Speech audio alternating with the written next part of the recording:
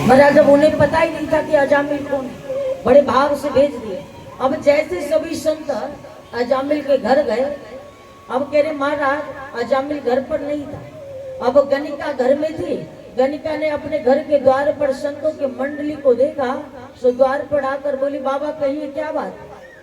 संत बोले बेटी भक्त अजामिल कहाँ है। बोले उन्हें बुलाकर हमें, बोले हम संत जन आए हैं, बोले उन्हें बुलाकर लाओ। बोले हम सभी रात्रि में यही विश्राम करेंगे। बोले अब एक बार उन्हें बुला कर ला दो। बोले आज हम सभी यही भगवान का भोग बनेगा, यही भंडारा होगा, सत्संग होगा। गणिका के नेत्रों से आज आंसू झड़ पड़े। बोले महाराज, और बोले महाराज ये मेरा दुर्भाग्य है कि आपसे मैं पानी पीने के लिए भी नहीं कह सकती। बोले मेरे पति कोई भक्त नहीं है, मेरे पति बहुत बड़े डाकू है, बहुत बड़े लुटेरे। अब बचपन से ही मेरी माँ ने कहा था कि संतों से कभी झूठ नहीं बोलना। बोले इसलिए मैं सत्य कहती हूँ, हमारे घर पर मदिरा पान होता है, मेरे पति मांस का भक्षण करता है, तो आप जल पीने का भी मैं आपसे आग्रह कैसे कर सकती। महात्मा बोले कोई बात नहीं। बोले बेटी हम जाते हैं। संत जाने को हुए तो गणिका उनके चरण पर गिरकर बोली कि आप मेरे हाथ का भोजन नहीं कर सकते, लेकिन आपको मैं सूखी सामग्री दे सकती। बोले मैं आपको सूखी सामग्री दे दूं, आप सभी स्वयं अपने हाथों से बना लो और आप सभी भोग पाओ। बोले आप सभी के सामने एक वृक्ष है, बोले उसके नीचे बैठकर आप सभी विश्राम कर लीजिए। बोले वहीं राम जी को भोग लगाकर आप सभी संत भोग पाइए। संत बोले हम गलत जगह पर चले आए, लेकिन महंत जी बोले कि गलत को सुधारना भी तो संतों का कार्य होता है। बोले महाराज हम गलत नहीं आए, हम बिल्कुल सही जगह है। आज कह रहे महाराज अगर हम इनको नहीं सुधारेंगे तो फिर कौन सुधारेगा। अब जो भी लाकर प्रसाद पाने बैठे, महाराज महंत जी ने मुख में से एक ग्रास लिया और उनके नेत्रों से आंसू झरे। संतों ने पूछा क्या हुआ। बोले आपकी आंखों में आज अश्रु की धारा कैसे। महंत जी अपने शिष्यों से कहा कि इसको सुधारेंगे कैसे।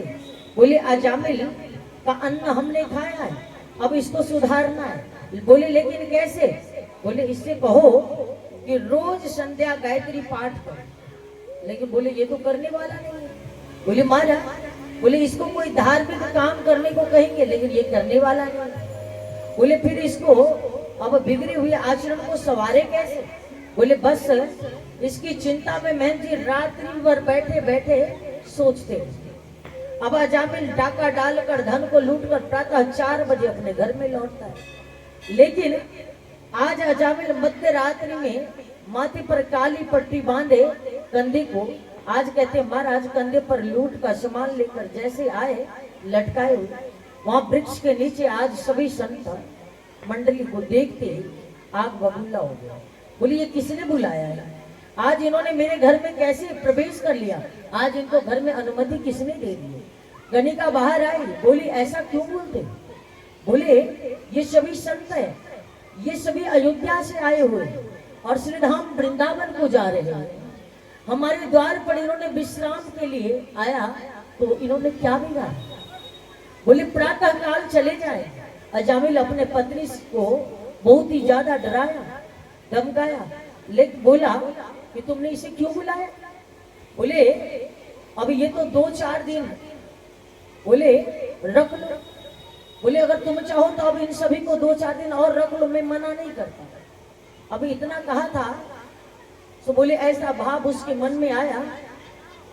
अब अजामिल को देखकर महंत मुस्कुराने लगे। बोले थोड़ा अपमान ही तो करेगा ना, दुर्वचन ही तो बोलेगा ना। बोले सह लगे, लेकिन संवारना तो हम ही है। बोले 2-4 दिन और हम ठहरेंगे। बड़े भाव से सभी संत महंत वहां पर ठहर गए। महाराज अब कहते 30 मूर्ति है, अयोध्या से आए हैं, वृंदावन जा रहे, सभी रात्रि में भोजन करने के लिए वहां विश्राम करने को बैठे। अब अजामिल बोला अच्छा। बोले अब इन्हें दक्षिणा भी देना होगा हमसे। बोले हो। बोले महात्मा सबसे बड़ी दक्षिणा हमारा ये है, महाराज ये लोटा और सोटा। बोले महाराज दोनों को आपने नहीं छुड़ाया। बोले दोनों को आपने नहीं छुड़ाया है, और ये चिमटा तुम्बा बोले आप सबको यहीं रख जाए और यहाँ से पधारे। बोले भूतों से पूत, आज कहते महाराज भूतों से पूत लेना चाहते हो। महात्मा वो अजामल की बात बुरी नहीं लगी। वो बोले बेटा हमें रुपये पैसे दक्षिणा में कुछ नहीं चाहिए, आज तुमसे दक्षिणा लेंगे लेकिन जरूर। बोले क्या चाहिए? बोले हमें एक दक्षिणा चाहिए। बोले क्या? बोले आज हमें यही दक्षिणा चाहिए, हमारा दक्षिणा यही है कि आज तुम हमारी बात को मानकर हमारा आदर कर दो। बोले अजामिल बोला कहिए क्या बात है? संत ने कहा एक बात है कि इस बार तुम्हारी पत्नी के गर्भ से जो बालक जन्म लेगा उसका नाम तुम नारायण रखो। बोले और कुछ नहीं चाहिए, बस यही हमारा दक्षिणा। अजामिल बोला नारायण, बोले नाम रखना तो कोई खास बात नहीं है। बोले देखिए पहले प्राचीन समय में हमारे पूर्वज अपने बच्चों का नाम कितने अच्छे से रखते थे, राम कृष्ण नारायण। महाराज बड़े सोच समझ कर रखते, लेकिन आजकल नाम क्या रखते महाराज? ये बड़े भाव की बात। आज कहते महाराज अनंत समय में व्यक्ति के मुख से भगवान का नाम जब नहीं निकलता था, जब अंत समय आता था तो महाराज जब वो अपने बालक के बहाने, जब वो अपने बालक को बुलाता तो भगवान का नाम इसी बहाने लिया जाता। बोले महाराज आज,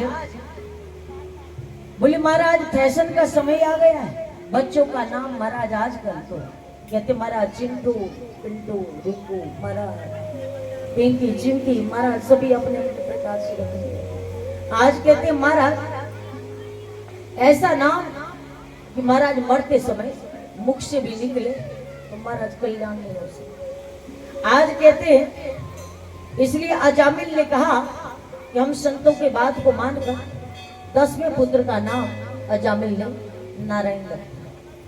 आज सुखदेव जी कहते हैं कि देखा राजन मुक्ति का कैसा सुंदर उपाय है। संत ये पापी को भी कुछ भी कर सकता है। संत यदि चाहे तो पापी को भी ज्ञानी बना सकता है। संत यदि चाहे तो अज्ञान को भी विद्वान बना सकता है। बोले महाराज आज बड़े भाव से आज कहते हैं कि नारायण का, नारायण पुत्र नाम भी लेगा और कुछ जपेगा भी। बोले घर में बड़ा पुत्र बड़ा ही सुंदर आज कहते हैं, लेकिन अजामिल के पुत्र नारायण के साथ अपवाद है, उसके साथ पिता दोनों का स्नेह प्राप्त है। अजामिल जहां भी जाता नारायण को साथ लेकर जाता और घर में आते ही बोलता बेटा नारायण बेटा नारायण, बस इतना ही बोलता रहता। अब मुख से जैसे निकलता नारायण नारायण। महाराज कहते हैं भाव कुभाव अनख आलस हो, नाम जपत मंगल दिस दस हो।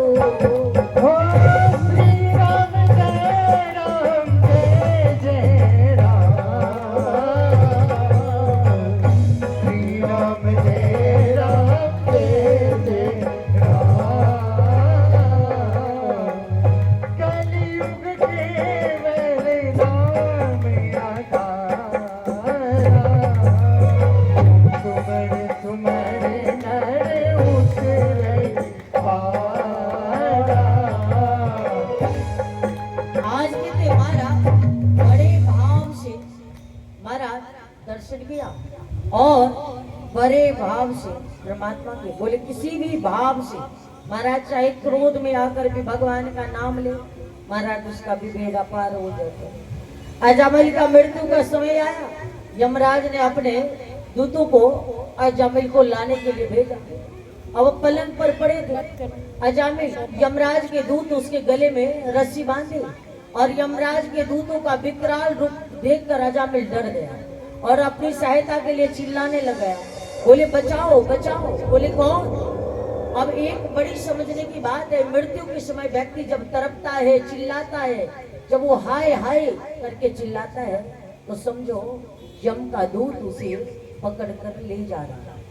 आंखें जिसकी खुली रह जाए और मुख जिसका खुला रह जाए, एक पल में प्राण निकल जाए, तो समझो वो लोक हो गया है। और अजामिल यमदूतों को देखकर भयभीत हो गया, चिल्लाने लग गया, बचाओ बचाओ। थोड़ी दूर पर उसका बेटा नारायण खेल रहा था, उस पर नजर पड़ते ही चिल्लाया, बोले बेटा नारायण, बोले बचाओ बेटा नारायण बचाओ। बोले महाराज अंतिम समय प्रभु का नाम मुख पर आए, यही प्रयास जीवन भर लेते, अंतिम समय कैसे सुधर जाते हैं यही प्रयास करते हैं। अजामिल के मुख में अंतिम समय में नारायण का नाम निकला, सो प्रभु के पार्षद आ गए, और जैसे ही नारायण का नाम उच्चारण हुआ, वहां भगवान के दिव्य पार्षद पहुंच गए। सभी चारों भुजाओं को लेकर पीताम्बर को धारण किए, बड़ा ही सुंदर स्वरूप है। प्रभु के पार्षदों ने यमदूत से अजामिल को छुड़ाया और बोले इसे तुम नरक में नहीं ले जा सकते। यमदूत बोले आप इसे क्यों रोकते? बोले ये तो बहुत बड़ा पापी, ये दुष्ट है। यमराज बोले हमें तो इसे, यमराज ने हमें भेजा है इसे लेने के लिए, बोले हमें इसे ले जाने दो। बोले परमात्मा के पार्षदों ने कहा कि तुम धर्मराज के पार्षद हो तो क्या हुआ, जानते हो धर्म की परिभाषा क्या है? बोले धर्म किसे कहते हैं? बोले वेद में जिसका नाम प्रतिपादन करके बोले चलते, बोले चलने का नाम धर्म है। वेद जिसके, बोले वेद जिसके लिए बोले मारा मना किया, उसके करना अधर्म है। वेद स्वयं नारायण का रूप है, ऐसा हमने सुना है। बोले महाराज इसलिए ज्यादा से ज्यादा हर हाल में प्रभु के नाम को भजो, हर हाल में प्रभु के नाम को चिंतन करो। जब अजामिल जैसे दुष्ट भव से पार हो सकता है, तो क्या राधा नाम भजने वाला, कृष्ण नाम भजने वाला प्राणी भव से पार नहीं हो सकता है? सोचो कितना सुंदर नाम है, सोचो कितना सुंदर छवि। प्रेम से बोलिए वृंदावन बिहारी लाल की जय हो।